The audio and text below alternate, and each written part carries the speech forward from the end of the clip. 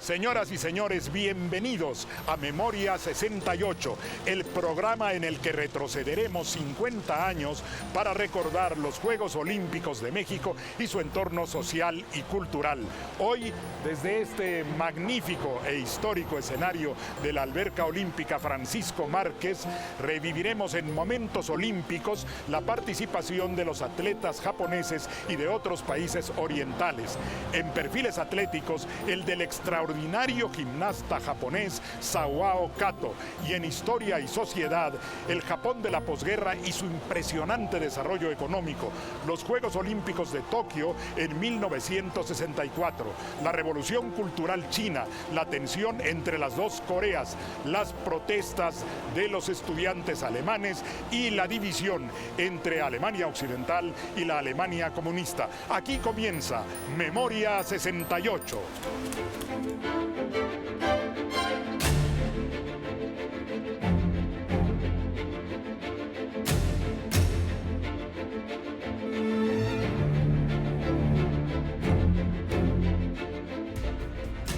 En la 19ª Olimpiada de México 1968, muchos fueron los atletas y naciones que sobresalieron por su participación y destreza en el deporte. Si bien Estados Unidos y la Unión Soviética ocupaban los primeros 2 lugares en el medallero olímpico, Japón fue el tercer país con mayor número de preseas de oro. Fue en los Juegos Olímpicos de México 68 que esta nación, representada por un total de 171 deportistas, compitiendo en 18 distintas disciplinas, acumuló un total de 25 medallas. 11 de oro, 7 de plata y 7 de bronce, haciendo de su participación una de las más recordadas. La mayoría de las medallas de oro japonesas fueron ganadas en la disciplina de gimnasia artística, gracias a 2 de sus representantes, Akinori Nakayama, un joven de 25 años que en estos Juegos Olímpicos se convirtió en el mayor medallista varonil, juntando un total de 6 preseas, 4 de oro, 1 de plata y 1 de bronce. Y Sawao Kato, quien obtuvo entre 1968 y 1976 8 medallas de oro.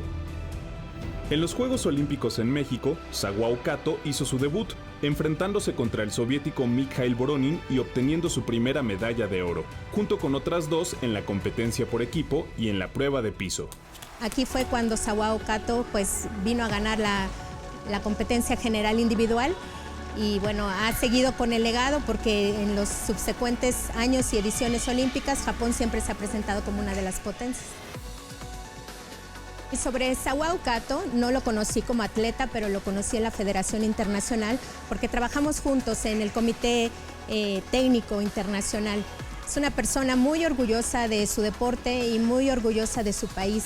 Todo lo que hacía cuando competía era representar a su país más que tener un resultado individual, y creo que eso es una parte fundamental del deporte y por lo cual se le reconoce tanto por esa filosofía del deporte y de su país, ¿no? Sin embargo, la delegación japonesa no solo sería recordada en estos Juegos por sus gimnastas. La hazaña del equipo nipón en el torneo de fútbol sería de las más memorables, siendo la primera y única vez que el país se haría de una medalla en esta disciplina. México y Japón se disputaron el tercer lugar en un juego que llenó el Estadio Azteca como nunca en un partido olímpico. 105,000 espectadores presenciaron los 2 goles de Kamamoto, que le valieron la medalla de bronce al equipo nipón. Así, el equipo japonés es recordado por vencer al anfitrión de los Juegos Olímpicos de 1968, y Kunishige Kamamoto se convertiría en el mayor goleador del torneo olímpico de fútbol y en uno de los mejores jugadores japoneses de todos los tiempos. De esta manera, con la participación de atletas como Sawao Kato y Akinori Nakayama en gimnasia y Kunishige Kamamoto en el fútbol, los japoneses demostraron la fuerza con la que resurgieron tras la Segunda Guerra Mundial. Japón había vivido bajo un imperio desde la restauración Meiji en 1868, periodo que se caracterizó por su desarrollo interior, lo que le dio la capacidad para llevar a cabo distintas acciones militares. Es así que después de la Primera Guerra Mundial, en 1918, Japón ocupaba ya una posición sólida, y aunque este auge se vería afectado con la Gran Depresión en 1929, el país pasaría por un periodo considerado fascista, conocido como el nacionalismo japonés. La situación empeoraría cuando el emperador Hirohito y su gobierno decidieron declarar la guerra a Estados Unidos, lanzando un ataque aéreo masivo contra la base naval norteamericana Pearl Harbor, ubicada en Hawái, el 7 de diciembre de 1941. En 1945, durante uno de los picos de la Segunda Guerra Mundial, el presidente estadounidense Truman dio la orden de lanzar 2 bombas atómicas el 6 y el 9 de agosto, en las ciudades de Hiroshima y Nagasaki respectivamente, teniendo como resultado la muerte de decenas de miles de personas. Después de ambos eventos, el día 15 del mismo mes, el emperador Hirohito decidió rendir las armas, terminando así con la conflagración. Como consecuencia de la Segunda Guerra Mundial, Japón perdió el 42% de la riqueza nacional y el 44% de la capacidad industrial. A pesar de esto, Japón logró levantarse y años después volvería a ser potencia mundial gracias a lo que se denominaría el milagro japonés. En 1949, con el surgimiento del Ministerio de Comercio Internacional e Industria, o MITI, se desarrolló una estrategia para crear un entorno de competencia para las empresas, buscando una mayor confianza de sus empleados. Esto, sumado a la ayuda de Estados Unidos al comprar provisiones para la Guerra de Corea en 1955, resultó en un boom económico del país, desde el cual Japón comenzó a cimentarse como la nación pujante que es hoy en día tecnológica, cultural y deportivamente.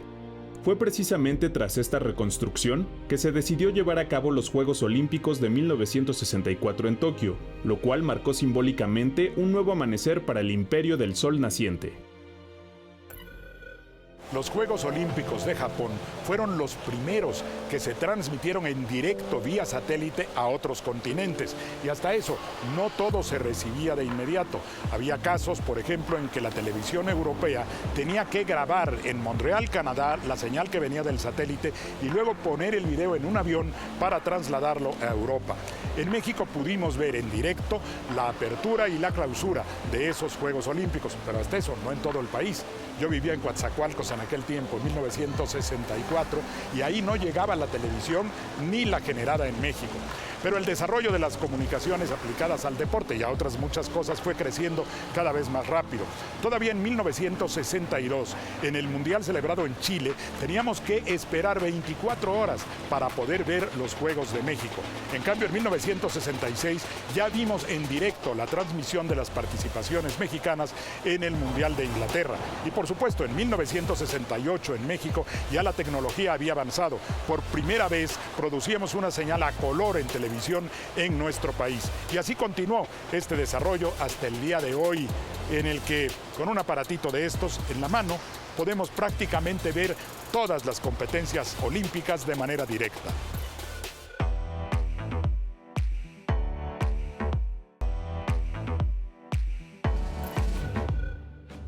A través de los años, el medallero olímpico se ha modificado tanto por la participación y buena ejecución de los atletas, como por el desarrollo político y económico de sus países de origen.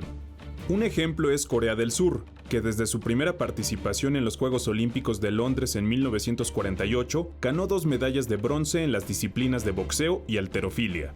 Posteriormente, en México 1968, obtuvo una medalla de plata y una de bronce en boxeo. Y ya para 1976, en los Juegos de Montreal, el equipo surcoreano ganó su primera medalla de oro, comenzando desde entonces a obtener posiciones más destacadas en el medallero olímpico. China es otro caso notable, pues ha mejorado exponencialmente su actuación en los Juegos Olímpicos. Las primeras asistencias de los atletas chinos a los Juegos Olímpicos fueron bajo el nombre de República de China, en las Olimpiadas de 1932, 1936 y 1948, en las cuales no se ganó ninguna medalla. Fue tras el derrocamiento del gobierno del Kuomintang o el Partido Nacionalista Chino y la fundación de la República Popular China en 1949 que la Asociación Atlética China se reestructuró, dando paso al Comité Olímpico Chino. Así, la nueva China formó parte de los 15º Juegos Olímpicos en Helsinki, con un solo atleta en la disciplina de natación y nuevamente sin ganar una medalla. Posteriormente, en 1956, dirigentes del Comité Olímpico Internacional insistieron que Taiwán participara de manera independiente, a partir de los siguientes Juegos en Melbourne, causando así que el Comité Olímpico Chino se retirara de los Juegos.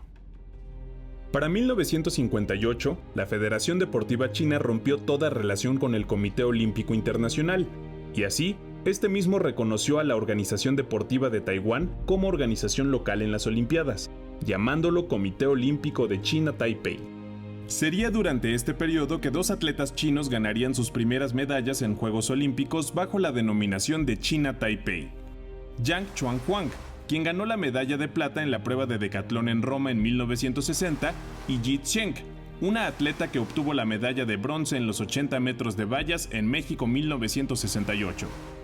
Sería hasta 1979 que China acordaría una solución a la participación de ambos comités en los Juegos, siendo el Comité Olímpico Chino aquel que podría usar la bandera y el himno nacional de la República Popular de China, mientras que China Taipei participaría con bandera e himno propios. Actualmente la delegación china es una de las más destacadas dentro de los Juegos Olímpicos. Para Río 2016 se posicionó como la tercera fuerza deportiva con 70 medallas ganadas.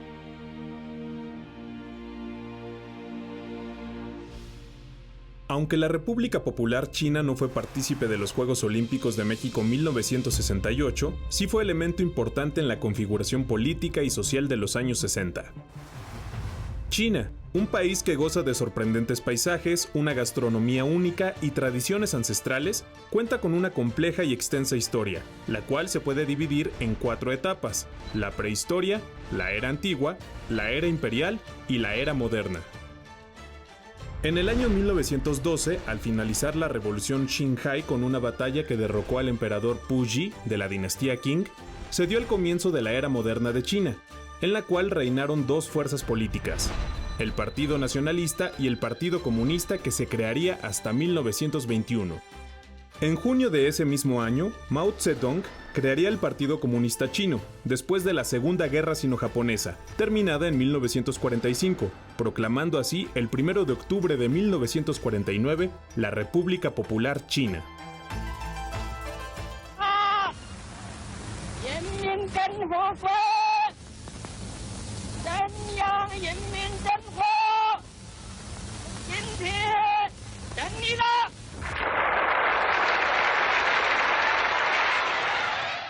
El gran salto adelante fue una de las primeras campañas realizadas durante su presidencia, entre 1958 y 1961, y buscaba transformar la economía china a través de la industrialización y colectivización del campo.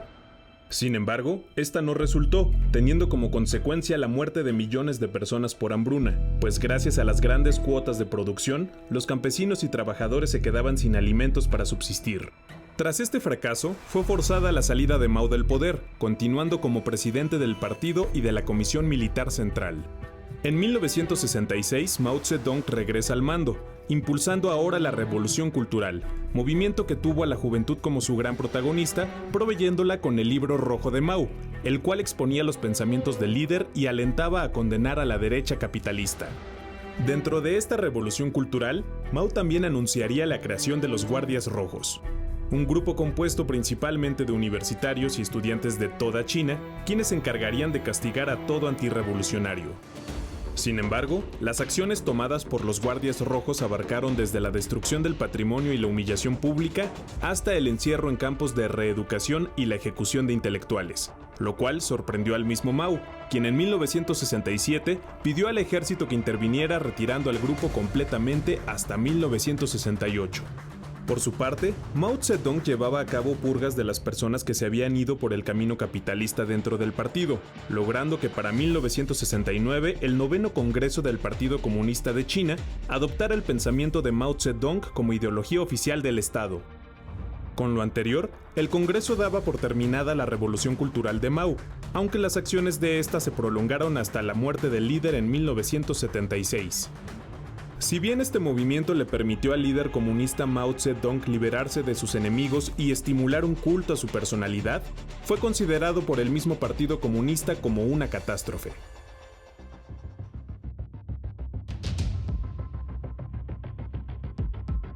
China y Japón no serían los únicos del otro lado del Pacífico que sufrirían cambios en sus estructuras políticas y sus territorios debido a la Segunda Guerra Mundial. La península de Corea había estado ocupada por el Imperio de Japón desde 1910. Tras su victoria en la Segunda Guerra Mundial, en 1945 Estados Unidos dividió la península de Corea por el paralelo 38, en referencia al grado 38 del plano ecuatorial, ocupando el sur con sus tropas y dejando el norte a las tropas de la Unión Soviética. El paralelo se convirtió así en una frontera política entre ambas Coreas. El norte quedaría bajo un régimen socialista y el sur bajo uno capitalista, deviniendo en 1950 en la Guerra de Corea. Y en 1953 se decidió establecer en la frontera intercoreana una franja de seguridad militar llamada Zona Desmilitarizada de Corea, la cual mide 4 kilómetros de ancho y 238 kilómetros de longitud, creando así un territorio neutral para ambos bandos. No obstante, esta franja divisoria ha sido escenario de numerosas penetraciones de tropas norcoreanas, como es el caso del ataque a la Casa Azul. El 17 de enero de 1968, un grupo seleccionado de hombres del ejército norcoreano se infiltraron en la zona desmilitarizada, cortando la valla vigilada por la infantería estadounidense para poder dirigirse a la Casa Azul y matar al presidente surcoreano Park Chung-hee. Fue el 21 de enero de 1968 que a 100 metros de la Casa Azul comenzó el enfrentamiento en el que 29 de los 31 miembros de la unidad norcoreana serían eliminados. A consecuencia de esto, el Comando de Naciones Unidas solicitó una reunión para discutir el asalto a la Casa Azul, pero ese mismo día de 1968 sucedería un altercado con un buque de la Armada estadounidense, el USS Pueblo. El 23 de enero de 1968, 3 navíos de Corea del Norte abrieron fuego contra el USS Pueblo, que se encontraba cerca de aguas norcoreanas.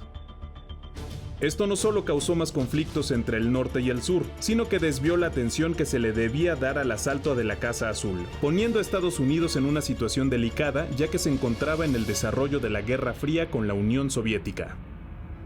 A pesar de la separación y un medio siglo de inestabilidad política entre ambos territorios, sus gobiernos han considerado la reunificación como un evento inevitable. Es así que en un hecho inigualable, el 26 de mayo de 2018, los líderes de Corea del Norte, Kim Jong-un, y de Corea del Sur, Moon Jae-in, tuvieron un encuentro en la zona desmilitarizada, dándose la mano como un gesto que indica un nuevo camino hacia la paz. Fíjate que el presidente Moon de Surcorea propone primero que se abra el paso libre en la frontera entre las dos Coreas, de modo que los coreanos del norte puedan ir al sur y viceversa, porque ahí hay un tema también de familias separadas, hay un tema, además de que los coreanos del norte sienten que el sur es su patria y los del sur viceversa. Entonces, yo creo que la propuesta, esta propuesta y otras que ha hecho el líder coreano del sur y han sido aceptadas por los líderes del norte, fundamentalmente por Kim Jong-un, pueden conducir a una distensión muy grande, a una cooperación económica y si Estados Unidos apoyara ese esfuerzo del actual gobierno de Corea del Sur, el conflicto no de un día para otro ni de un año para otro, pero tomaría el camino de solucionarse y de que se reunifique Corea, que es lo que debe ocurrir, porque es un solo pueblo.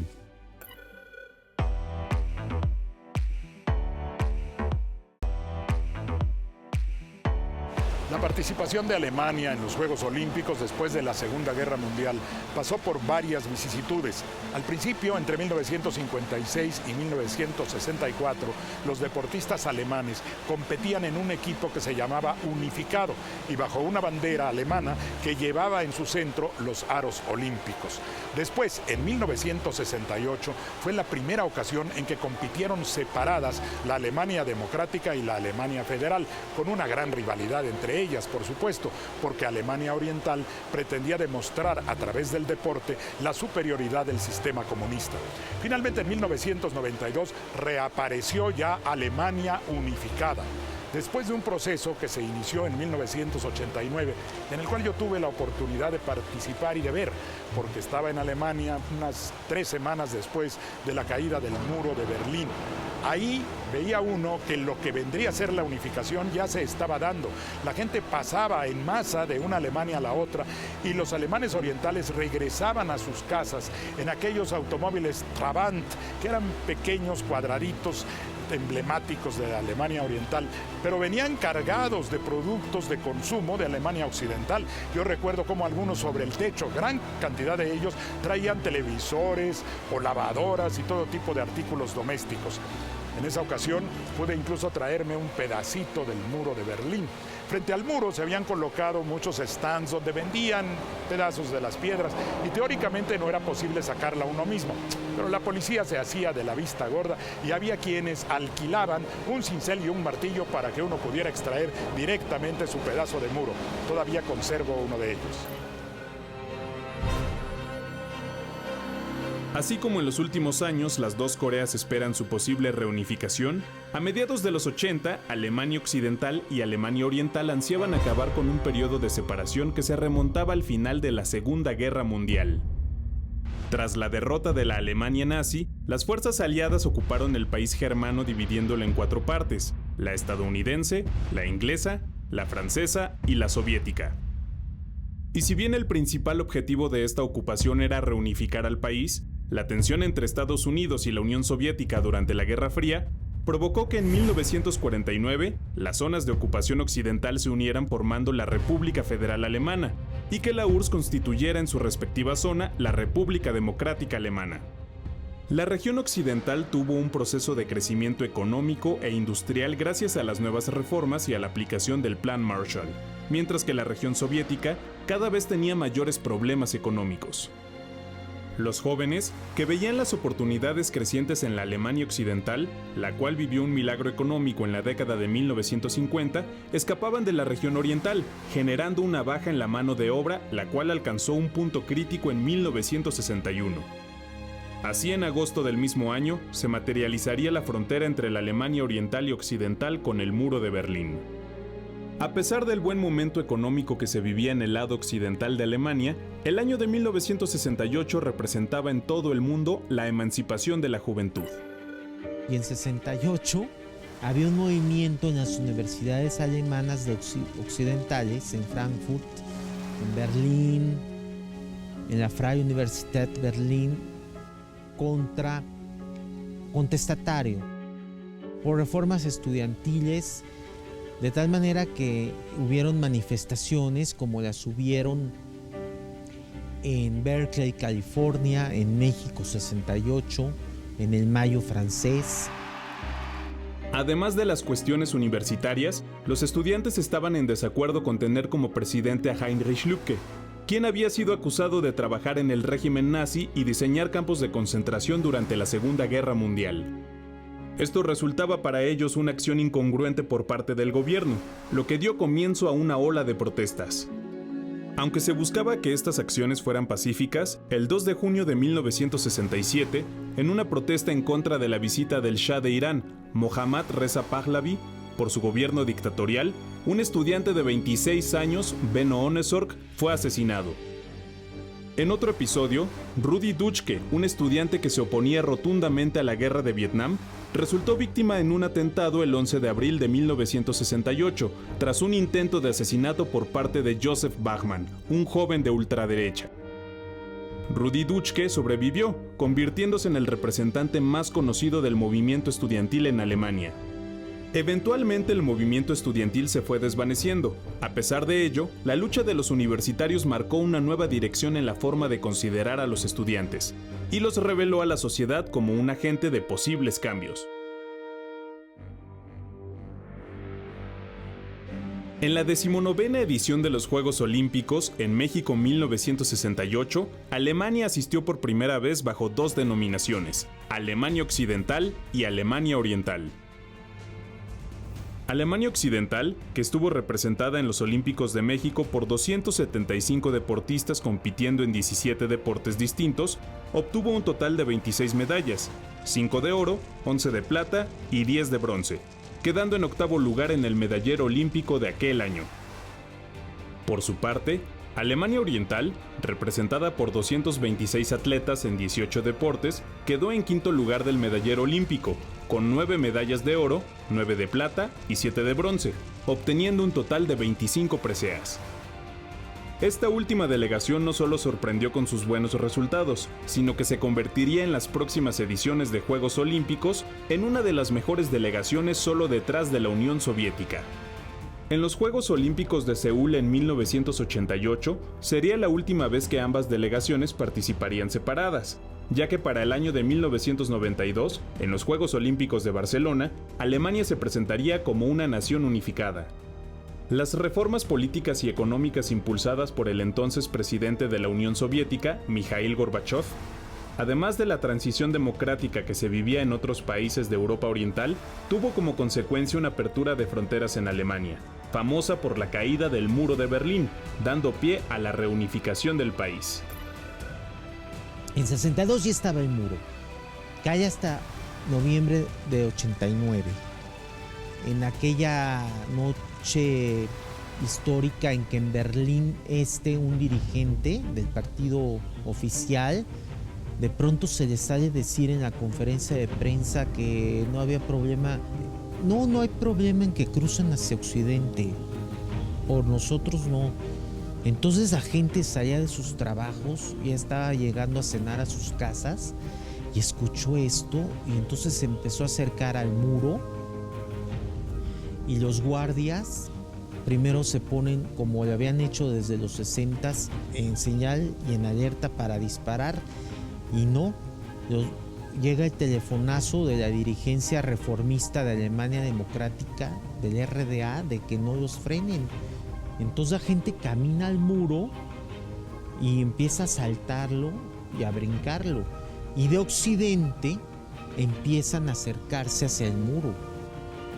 De tal manera que, ¿qué pasa? Que pasan las horas y es de noche y empieza a derrumbarse por la sociedad civil, por la ciudadanía, el muro de Berlín. En la noche del 9 al 10 de noviembre de 1989, los ciudadanos berlineses empezaron a derribar el muro con todos los medios a su disposición: martillos, picos, palos. Bajo el sonido de la música y los golpes en el muro que llamaban a la libertad, se simbolizó el fin de la división de Alemania.